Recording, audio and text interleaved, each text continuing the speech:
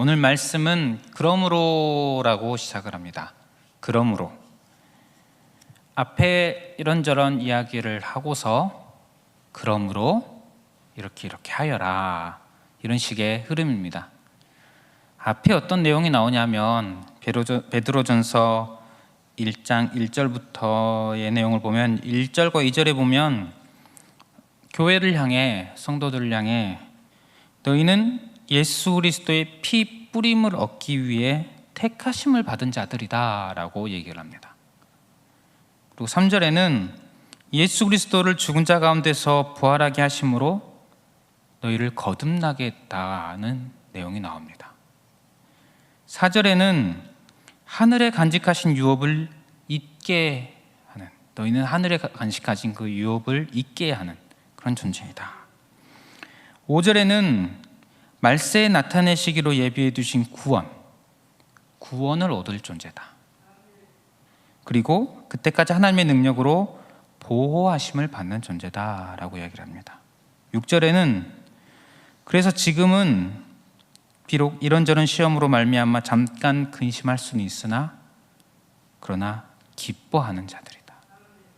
7절에는 예수 그리스도께서 나타나실 때에 칭찬과 영광과 존귀를 얻게 될 것이다.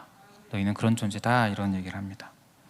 9절에는 믿음의 결국 영혼의 구원을 받을 존재다. 즉 교회를 향해, 성도를 향해 너희는 이렇게 큰 은혜로 구원받은 자들이다.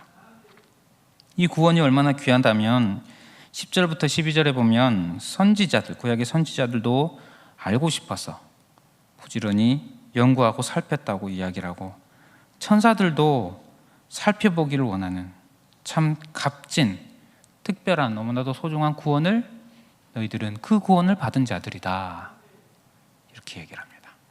그리고 이제 이야기합니다. 그러므로 저와 여러분들은 구원받은 자들인 줄 믿습니다. 하나님의 긍휼하심에 의해서, 크신 사랑에 의해서, 예수 그리스도의 그 보혈의 공로로 우리 모두는 구원받은 자들입니다. 그런 우리에게 오늘 말씀이 이렇게 말합니다. 13절, 그러므로 너희 마음의 허리를 동이고 근신하여 예수 그리스도께서 나타나실 때에 너희에게 가져다 주실 은혜를 온전히 바랄지어다. 마음의 허리를 동이라고 하고 있습니다. 허리를 동인다는 말은 쫙 매는 것입니다. 왜 맵니까? 잠을 자려고 하는 걸까요? 아닙니다. 뭔가 준비하는 것입니다.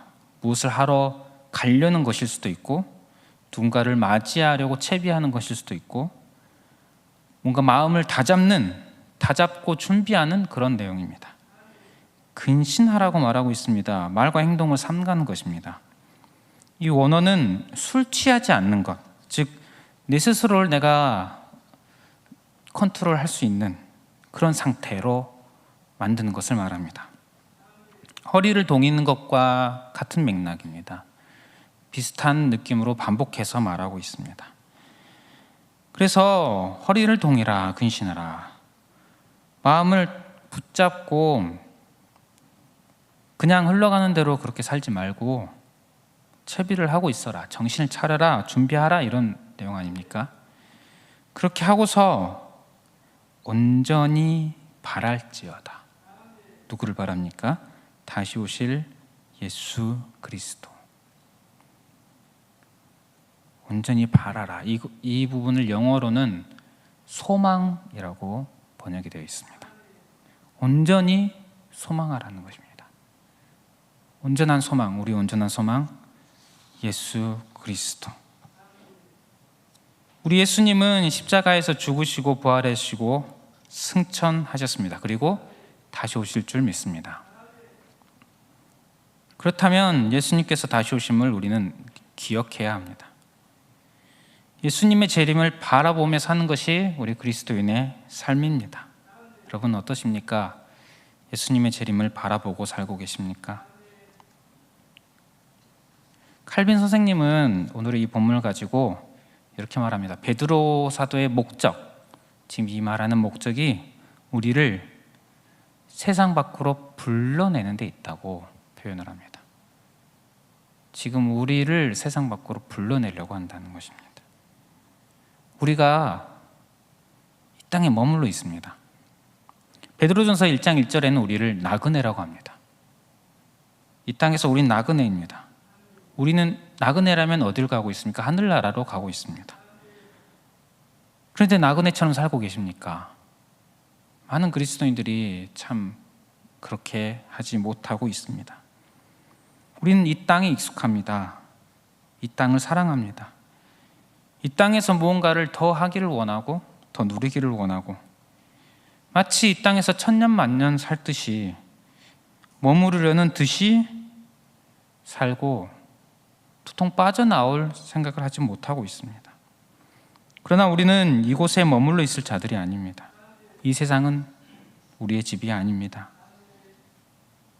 그런 우리에게 다시 오실 예수님을 바라보라고, 다시 오실 예수님을 기억하라고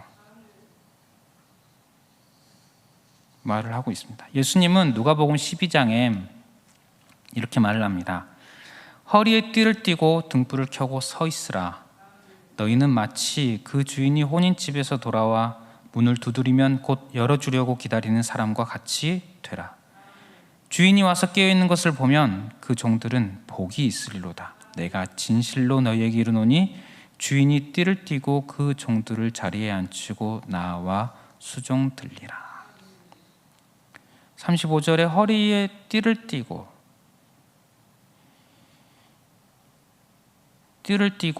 등불을 켜고 서서 주인을 기다리라고 말하고 있습니다. 그리고 이것을 뒤에 누가복음 12장 40절에는 그러므로 너희도 준비하고 있으라. 생각하지 않은 때에 인자가 오리라. 허리에 띠를 띠는 것을 띠라고 하시고 준비하는 것으로 표현합니다. 우리는 준비하는 자들입니다. 예수님의 재림을.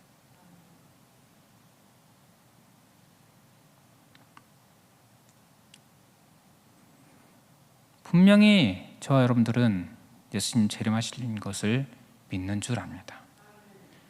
그렇다면 정말로 예수님 재림을 기다리면서 살고 계십니까? 참 부끄러운 것은 참 자주 느낍니다. 내가 참 예수님 재림 하신다는 거 믿고 알면서도 마치 재림하시지 않을 것처럼 사는 것 같구나. 또 때로는 재림하시긴 하는데 내가 살아있을 동안은 안 하실 거라는 어떤 은연중에 이런 마음, 나도 모르게 이런 마음이 있는 것 같다는 그런 생각을 자주 가지게 됩니다.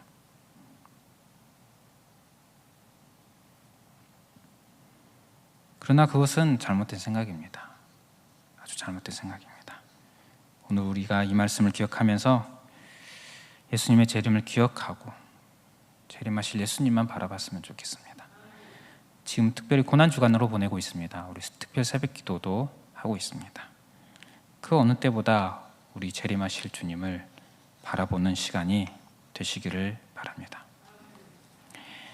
그런데 베드로는 이렇게 말을 하고 나서 뒤이어서 조금 더 구체적으로, 조금 더 실제적으로, 또는 우리를 지금 내가 정말 재림을 보고 있는가, 예수님을 보고 있는가 확인할 수 있는, 마치 확인할 수 있게 해주려는 듯이 14절을 말합니다. 14절 보면 너희가 순종하는 자식처럼 전에 알지 못할 때에 따르던 너희 사욕을 본받지 말고, 15절은 오직 너희를 부르신 거룩한 이처럼 너희도 모든 행실에 거룩한 자가 되라.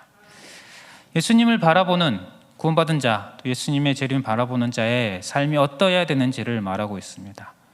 이것을 통해 내가 이런 삶으로 예수님의 재림을 바라봐야겠구나 생각할 수 있을 것이고, 내가 이렇게 살고 있지, 이것을 가지고 내가 이렇게 예수님의 재림을 제대로 보고 있구나 안 보고 있구나 판단할 수 있지 않겠습니까? 14절 15절 말씀을 보면 비포와 애프터가 나옵니다. 이전과 이후, 지금. 이전의 모습은 알지 못하던 때, 즉 예수님을 믿기 전입니다. 이후는 순종하는 자식의 모습입니다. 부름을 받은 자입니다. 즉 예수님을 믿은 후입니다. 이전의 삶의 방식이 나옵니다. 사욕을 따랐다고 말합니다. 이후에 지금의 삶의 방식은 거룩입니다. 이전의 삶의 방식을 잠깐 살펴보겠습니다. 사욕이라고 있습니다. 사욕. 이 사욕의 이 단어가 같은 단어가 다른 곳에 번역된 곳을 몇 군데 살펴보면 로마서 1장 24절을 보면 그러므로 하나님께서 그들을 마음의 정욕대로 더러움에 내버려 두사 그들의 몸을 서로 욕되게 하게 하셨으니, 이 말씀은 1차적으로는 성적인 어떤 정욕, 그리고 2차적으로는 우상을 숭배하는 그런 마음, 그런 표현으로 정욕이라고 번역이 되어 있습니다. 에베소서 2장 3절에 보면 전에는 우리도 다 그 가운데서 우리의 육체의 욕심을 따라 지내며 육체와 마음이 원하는 것을 하여 다른 이들과 같이 본질상 진노의 자녀였더니, 육체의 욕심, 즉 내 육체가 원하는 것, 하고 싶어하는 것, 바라는 것, 이런 것으로 표현되어 있습니다. 로마서 6장에 보면 그러므로 너희는 죄가 너희의 죽을 몸을 지배하지 못하게 하여 몸의 사욕에 순종하지 말고 또한 너희 지체를 불의의 무기로 죄에게 내주지 말고 오직 너희 자신을 죽은 자 가운데서 다시 살아난 자 같이 하나님께 드리며 너희 지체를 의의 무기로 하나님께 드리라. 12절에 몸의 사욕과 13절에 의를 대조하는 식으로 나와 있습니다. 즉 의롭지 않은 것을 표현하고 있습니다. 요한복음 8장 44절에 보면 너희는 너희 아비 마귀에게서 났으니 너희 아비의 욕심대로, 아비가 누굽니까? 마귀입니다. 즉 마귀가 원하는 것입니다. 사탄이 원하는 것입니다. 다양하게 번역이 됩니다. 그런데 맥락은 비슷합니다. 어떻습니까? 예수님을 믿기 전의 삶의 방식들을 전체적으로 다 표현하고 있습니다. 특히 오늘 본문은 더욱더 그렇습니다. 예수님을 믿기 전의 삶의 방식들, 구원받기 이전의 삶의 방식. 구원받기 전의 삶의 방식은 어떻습니까? 하나님은 모릅니다. 하나님께서 죄에 대해서 미워하시지 않습니까? 그러나 구원받기 전에는 하나님 죄에 대해서 미워한다는 것을 모릅니다. 그렇다면 죄에 대해서 무감각합니다. 하나님을 위해서 살 수가 없습니다. 누구를 위해서 살겠습니까? 나를 위해서 살고 나의 가족, 내가 사랑하는 이들을 위해서 살아갑니다. 이 땅에서 잘 살기 위해서 노력하고 또 세상의 기준에 따라서 아니면 나의 판단, 나의 생각에 의해서 살아갑니다. 이런 삶이 세상의 기준으로 볼 때, 인간적인 기준으로 볼 때 괜찮을 수 있습니다. 선할 수 있고 매우 훌륭할 수 있습니다. 하지만 구원받기 전의 삶의 양식은, 삶의 모습은, 모든 삶의 모습은 하나님 앞에서 죄입니다.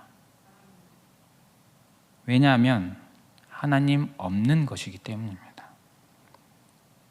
하나님을 모르는 것이 죄이고 하나님 없이 행하는 모든 것은 죄이기 때문입니다. 모든 인간과 세상은 죄로 타락한 상태입니다. 모든 인간은 죄인입니다. 죄인인 인간이 하는 모든 것은 죄입니다. 타락한 인생의 모든 삶의 방식은 하나님 앞에서는 죄일 뿐입니다. 그런데 그런 이전의 삶의 양식을 따르지 말라고 말하고 있습니다. 그리고 하나님의 자녀답게 사는 삶, 이것을 지금 15절, 16절은 거룩이라고 표현하고 있습니다. 15절 보면 오직 너희를 부르신 거룩한 이처럼 너희도 모든 행실에 거룩한 자가 되라. 16절 기록되었을 때 내가 거룩하니 너희도 거룩할지어다. 거룩이 무엇입니까? 잘 아실 것입니다. 구별된, 분리된 것 아닙니까? 무엇과 분리가 됩니까? 죄악된 것들과. 즉 이전의 모습과 다른 것입니다. 분리되어 있는 것입니다. 사욕을 따르던 모습, 구분되는 것입니다. 분리가 되는 것입니다. 사도 바울은 에베소서에서 이렇게 말했습니다. 그러므로 내가 이것을 말하며 주 안에서 증언하노니 이제부터 너희는 이방인이 그 마음에 허망한 것으로 행함 같이 행하지 말라. 이방인 즉 여기서는 예수님을 믿지 않는 경우를 말합니다. 마음에 허망한 것을 행한다. 18절에 보면 그들의 총명이 어두워지고 그들 가운데 있는 무지함과 그들의 마음이 굳어짐으로 말미암아 하나님의 생명에서 떠나 있도다. 이전의 모습이 이런 상태입니다. 그래서 계속해서 말합니다. 에베소서 4장 22절 보면 너희는 유혹의 욕심을 따라 썩어져가는 구습을 따르는 옛 사람을 벗어버리고 오직 너희의 심령이 새롭게 되어 하나님을 따라 의와 진리의 거룩함으로 지으심을 받은 새 사람을 입으라. 새 사람. 이전에는 하나님을 몰랐습니다. 그러나 이제 우리는 하나님을 알게 되었습니다. 죄라는 것을 알게 되었습니다. 예수 그리스도의 구속의 은혜로 말미암아 구원받았음을 깨닫게 되었습니다. 이제 우리의 삶의 양식은 달라져 있습니다.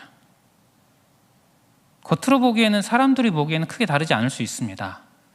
하지만 분명히 다릅니다. 무엇이 다릅니까? 죄에 대한 민감성이 생겼습니다. 이전에는 죄로 보이지 않던 것이 이제 이것이 하나님 앞에서 죄구나. 물론 그렇다고 우리의 삶이 확 겉으로 드러나게 바뀌진 않는 경우가 많이 있지만 인식이 완전히 달라집니다. 이전에는 이게 하나님 앞에 죄인지 아닌지 이게 무엇이 중요하겠습니까? 전혀 필요 없는 일입니다. 그러나 지금은 어떻습니까? 이게 죄구나, 죄가 아니구나 중요해졌습니다. 이전에는 내가 중요했습니다. 하지만 이제 하나님이 중요해집니다. 내가 원하는 것을 이루는 것이 중요했지만 이제는 하나님을 기쁘시게 하는 것, 하나님이 무엇을 원하실까 생각을 하게 되고 하나님을 기쁘시게 하고자 하는 그런 마음의 열망, 그리고 하나님 말씀에 순종하려는 그런 마음, 삶의 방식이 달라졌습니다. 이전의 삶의 방식으로 돌아가서는 안 됩니다. 새로운 삶의 양식으로 살아야 됩니다. 그래서 로마서 12장 2절은 너희는 이 세대를 본받지 말고 오직 마음을 새롭게 함으로 변화를 받아 하나님의 선하시고 기뻐하시고 온전하신 뜻이 무엇인지 분별하도록 하라. 신앙생활은 이런 작업을 반복하는 것 같습니다. 이전에 구습, 사욕을 따르던 삶의 방식, 그런 생각들 자꾸 발견하고 캐내고 버리고, 발견해서 또 버리고, 아직도 남아있네 버리고, 새로 생겼네 버리고, 반복하는 것이 우리 신앙생활인 것 같습니다.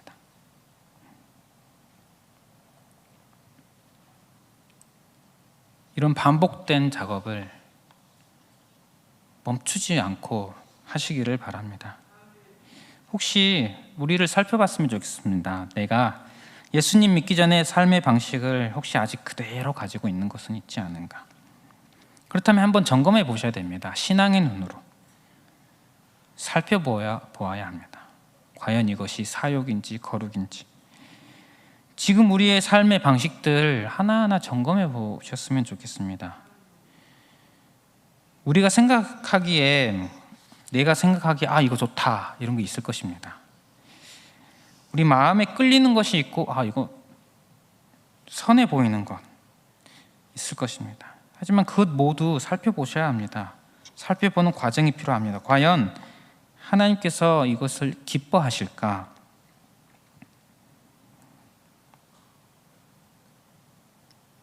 내가 기쁜 것인데, 내가 보기에 좋은 건데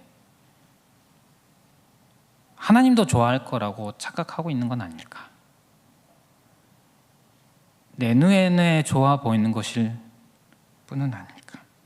과연 하나님께서도 이것을 좋아하실까? 거룩하다고 하실까?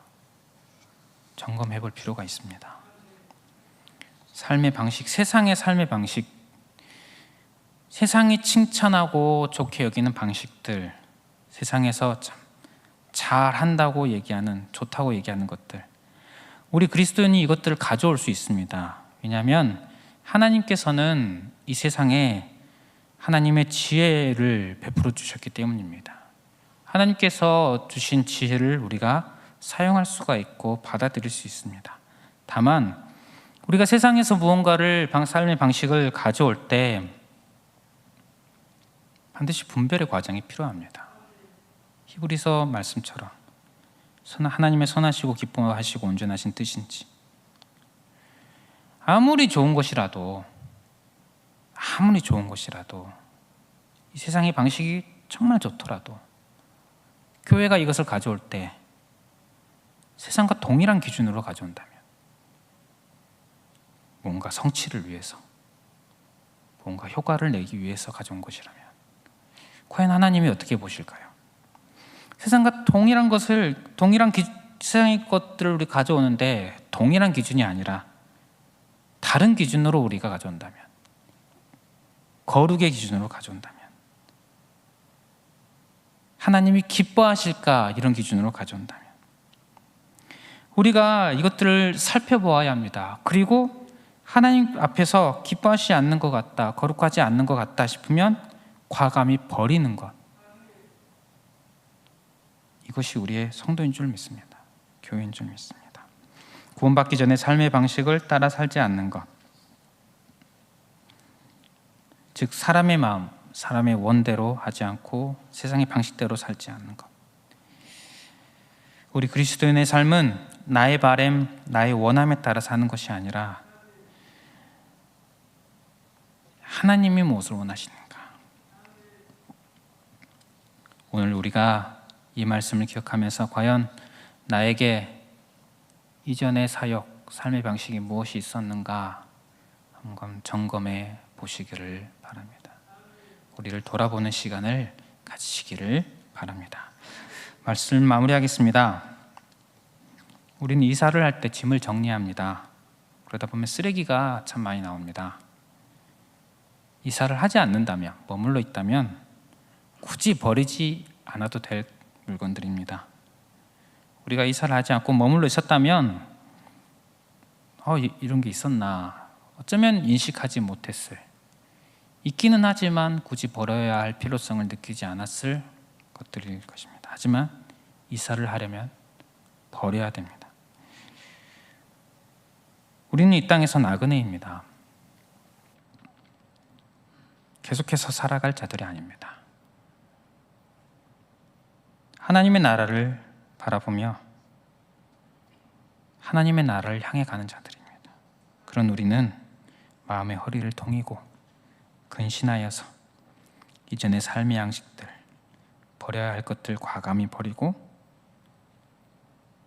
예수님을, 다시 오실 예수님만 바라보며 살아야 합니다. 여러분, 좀 아쉬워도 예수님을 바라보는 데 방해가 된다 싶으면 버려보시기를 바랍니다. 포기할 줄 아는 그런 저 여러분 되시기를 바랍니다. 우리 함께